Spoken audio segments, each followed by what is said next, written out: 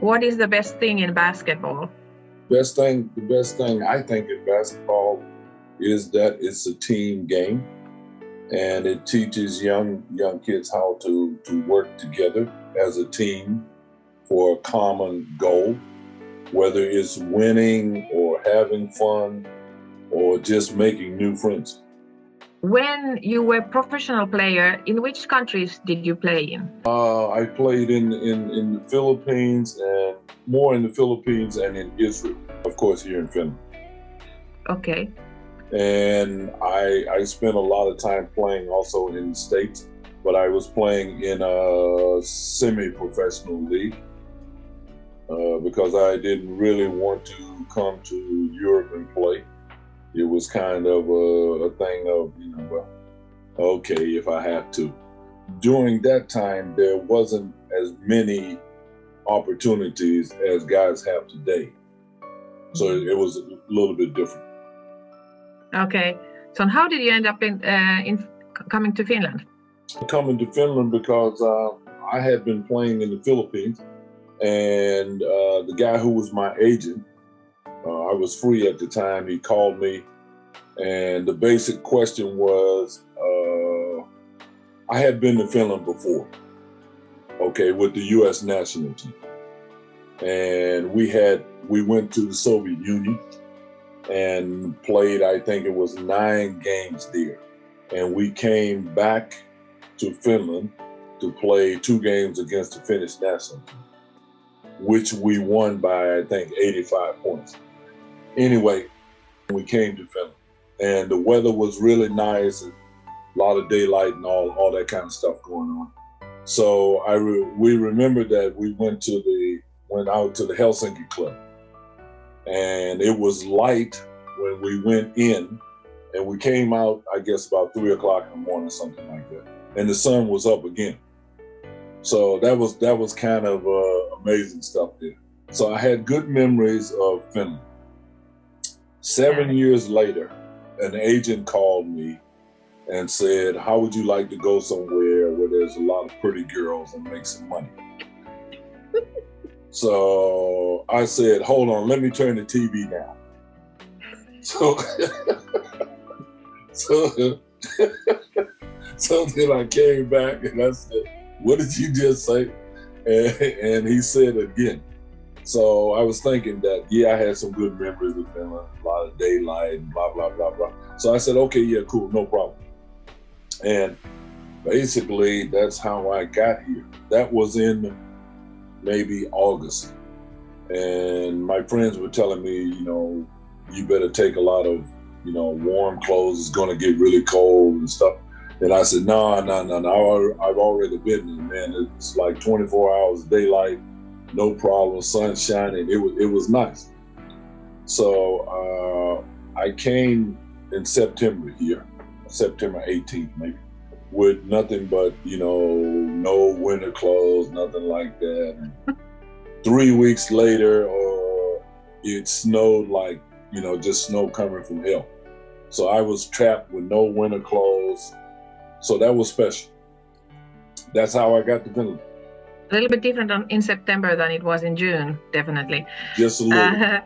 And ever since you have played in many, as a professional basketball player, you have played in many different teams for many clubs. But I think the longest time you played in Salo, and you also coached Salon Vilpas. I was in a Salo, league.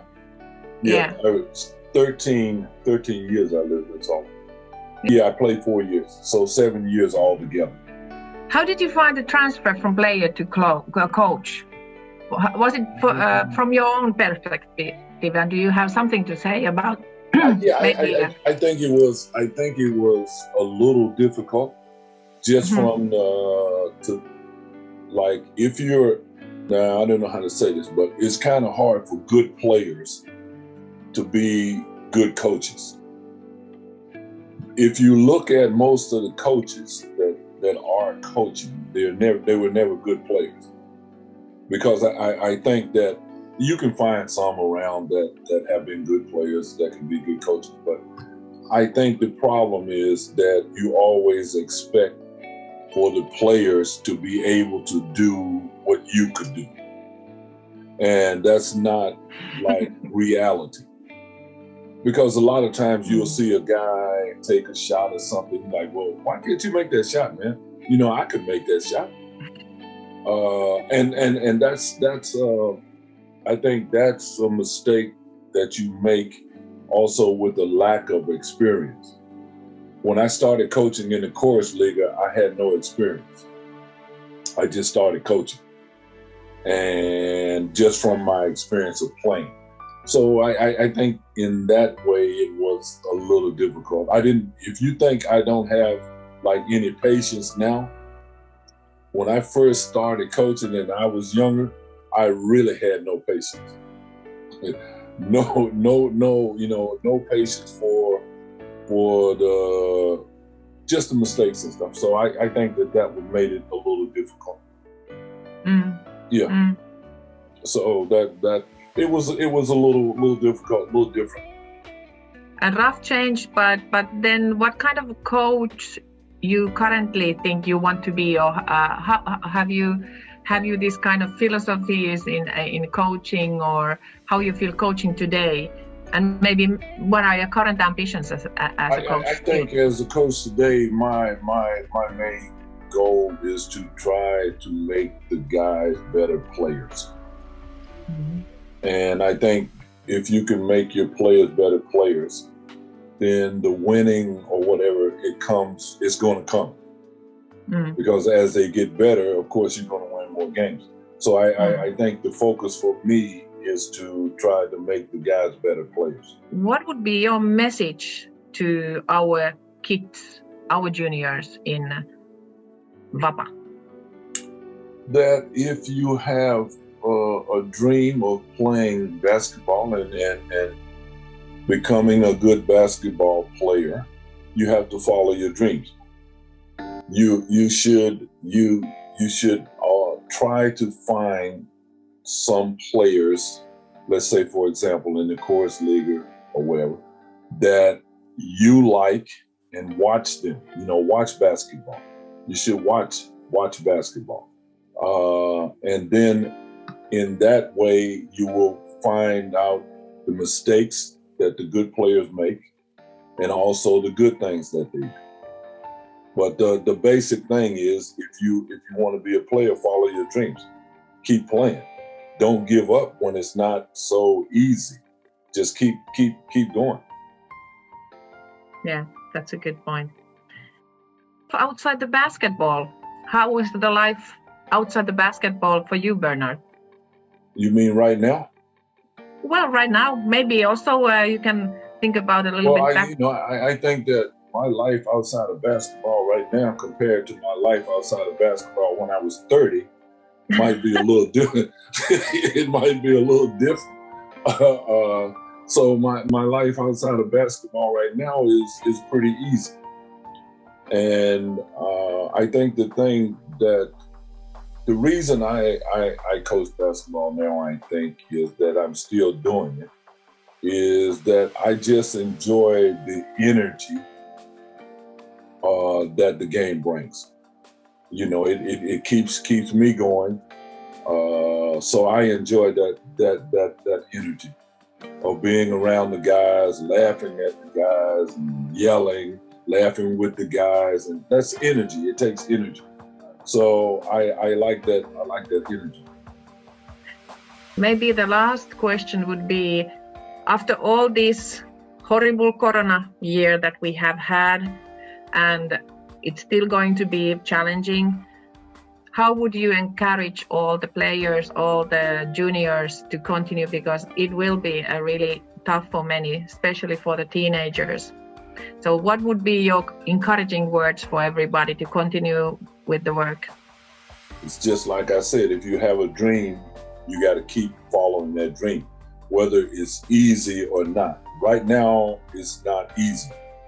But the times, Corona, and it will pass. It will pass. So you still have that dream. Don't give up on your dream. Corona's not the end of the world. You know, Exactly. keep going, keep going. Yeah. The game hasn't changed. It's still basketball. Yeah. And I know that young kids find it hard because they have so much energy. And you know, I think that's the hardest part is of the whole virus thing. If you're not talking about people dying and stuff, but the effect on young kids, because they have so much, they got all this energy, and if they have nothing to do with it, then it kind of gets in their head, and I think that's one of the worst things with the young kids, that they just want to go, and it's natural for young people to want to go and have that energy and so forth. And this is where I think not only the clubs, I don't think all of this is the responsibility of the clubs, but I think it's also the responsibility of the parents to make the kids try to understand this, that this is not going to last forever. You're going to be able to play again. You're going to be able to go and have fun and go back to school and all this kind of stuff. So I think it's both at home and also with the clubs. I think the clubs, the coaches that are working with these young kids, they have to keep talking about this, that it's going to get better. We're going to be back to normal. Don't worry about it. Just keep going, and not have the coaches look depressed, about we can't play or we can't do this, because the kids can see that. And if they see that the coaches don't have hope, then why should I have hope? So I think that's the one of the more than teaching the kids basketball right now, I think coaches need to teach them hope.